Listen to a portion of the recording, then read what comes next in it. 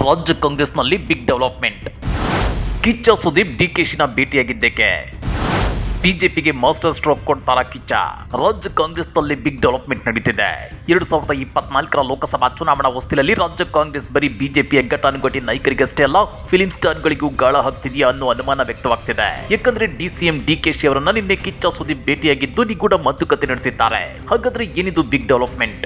ಕಳೆದ ವಿಧಾನಸಭಾ ಚುನಾವಣೆಯಲ್ಲಿ ಮಾಜಿ ಸಿಎಂ ಬಸವರಾಜ ಬೊಮ್ಮಾಯಿ ಪರ ಬ್ಯಾಟ್ ಬೀಸಿದ್ದ ಕಿಚ್ಚ ಸುದೀಪ್ ಇದೀಗ ಬಿಜೆಪಿಗೆ ಮಾಸ್ಟರ್ ಸ್ಟ್ರೋಕ್ ಕೊಡ್ತಾರಾ ಅನ್ನೋ ಅನುಮಾನ ವ್ಯಕ್ತವಾಗ್ತಿದೆ. ಕಳೆದ ವಿಧಾನಸಭಾ ಚುನಾವಣೆಯಲ್ಲಿ ಮಾಜಿ ಸಿಎಂ ಬಸವರಾಜ ಬೊಮ್ಮಾಯಿ ಪರ ಬ್ಯಾಟ್ ಬೀಸಿದ್ದ ಕಿಚ್ಚ ಸುದೀಪ್ ಇದೀಗ ಬಿಜೆಪಿಗೆ ಮಾಸ್ಟರ್ ಸ್ಟ್ರೋಕ್ ಕೊಡ್ತಾರಾ? ಅದನ್ನ ಡೀಟೇಲ್ ಆಗಿ ತೋರಿಸ್ತೀವಿ. ಆದ್ರೆ ಅದಕ್ಕಿಂತ ಮೊದಲು ಹಲೋ ಕನ್ನಡ ಯೂಟ್ಯೂಬ್ ಚಾನಲ್ ಅನ್ನು ಸಬ್ಸ್ಕ್ರೈಬ್ ಮಾಡ್ಕೊಳ್ಳಿ. ಹಾಗೇನೇ ಪಕ್ಕದಲ್ಲಿರೋ ಬೆಲ್ ಬಟನ್ ಅನ್ನು ಪ್ರೆಸ್ ಮಾಡಿ. ಲೋಕಸಭಾ ಚುನಾವಣೆಗೆ ಇನ್ನು ಕೇವಲ 5 ತಿಂಗಳು ಬಾಕಿ ಇದೆ.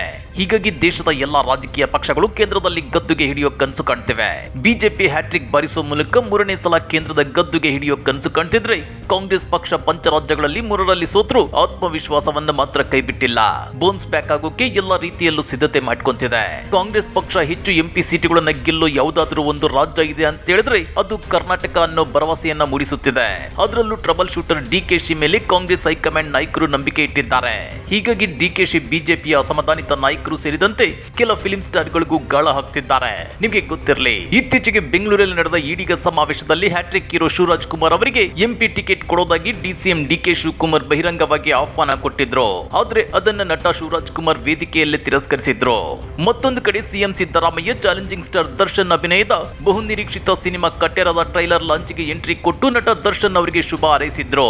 ಈ ವೇಳೆ ಸಿದ್ದು ಕಾಲಿಗೆ ಬಿದ್ದು ಆಶೀರ್ವಾದ ಪಡೆದ ನಟ ದರ್ಶನ್ ಅವರ ಬೆನ್ನು ತಟ್ಟಿದ್ರು ಸಿಎಂ ಸಿದ್ದರಾಮಯ್ಯ. ಅಂದ್ರೆ ನಟ ದರ್ಶನ್ಗೆ ಸಿಎಂ ಸಿದ್ದರಾಮಯ್ಯ ಗಾಳ ಹಾಕಿದ್ದಾರೆ ಅಂತಲ್ಲ, ಆದ್ರೆ ಫಿಲಿಂ ಸ್ಟಾರ್ಗಳ ಜೊತೆ ಕೈ ನಾಯಕರು ಉತ್ತಮ ಒಡನಾಟ ಇಟ್ಕೊಂತಿರೋದು ಬೆಳಕಿಗೆ ಬರ್ತಿದೆ. ಪರಿಸ್ಥಿತಿ ಹೀಗಿರುವಾಗಲೇ ನಟ ಕಿಚ್ಚ ಸುದೀಪ್ ಅವರು ಡಿಸಿಎಂ ಡಿಕೆಶಿ ಗೃಹ ಕಚೇರಿಗೆ ಭೇಟಿ ಕೊಟ್ಟು ನಿಗೂಢ ಮಾತುಕತೆ ನಡೆಸಿರೋದು ಮತ್ತು ಆ ಫೋಟೋಗಳನ್ನ ಡಿಸಿಎಂ ಡಿಕೆಶಿ ತಮ್ಮ ಟ್ವಿಟರ್ ಖಾತೆಯಲ್ಲಿ ಹಂಚಿಕೊಂಡಿರೋದು ತೀವ್ರ ಚರ್ಚೆಗೆ ಗ್ರಾಸವಾಗಿದೆ. ನಿಮ್ಗೆ ಗೊತ್ತಿರಲಿ, 2023ರ ಕರ್ನಾಟಕ ವಿಧಾನಸಭಾ ಚುನಾವಣೆಯಲ್ಲಿ ನಟ ಸುದೀಪ್ ಬಿಜೆಪಿ ಅಭ್ಯರ್ಥಿಗಳ ಪರ ಪ್ರಚಾರ ಮಾಡಿದ್ರು.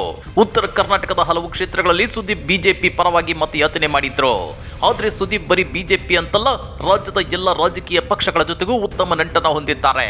ಡಿಸಿಎಂ ಡಿಕೆ ಶಿವಕುಮಾರ್ ಅವರ ಗ್ಲೋಬಲ್ ಮಾಲ್ ಉದ್ಘಾಟನಾ ಸಂದರ್ಭದಲ್ಲಿ ಕೂಡ ಇಬ್ಬರು ಜೊತೆಯಾಗಿ ಕಾಣಿಸಿಕೊಂಡಿದ್ರು. ಈ ಹಿಂದೆ ವಿಧಾನಸಭಾ ಚುನಾವಣೆಗೂ ಮೊದಲು ಡಿಸಿಎಂ ಡಿಕೆ ಶಿವಕುಮಾರ್ ನಟ ಸುದೀಪ್ ಅವರ ಮನೆಗೆ ಭೇಟಿ ನೀಡಿ ಮಾತುಕತೆ ನಡೆಸಿದ ಫೋಟೋಗಳು ವೈರಲ್ ಆಗಿದ್ವು.